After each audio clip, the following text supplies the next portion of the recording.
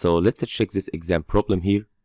We have this beam AB, and it is a fixed support beam, and we have 80 kips load at distance of 4 feet from support A and at distance of 8 feet from support B. We want to calculate the moment reaction at support B.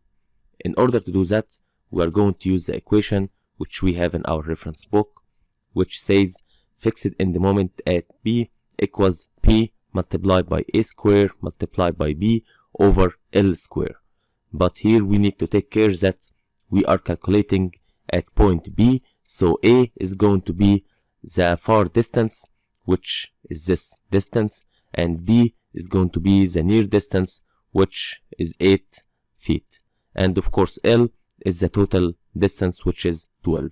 So this means that the fixed end moment equals 80, which is the P, multiplied by 4 square, which is the A, multiplied by 8, which is the B, over 12 square, which is the total length of the beam. This equals 71.1 kip foot.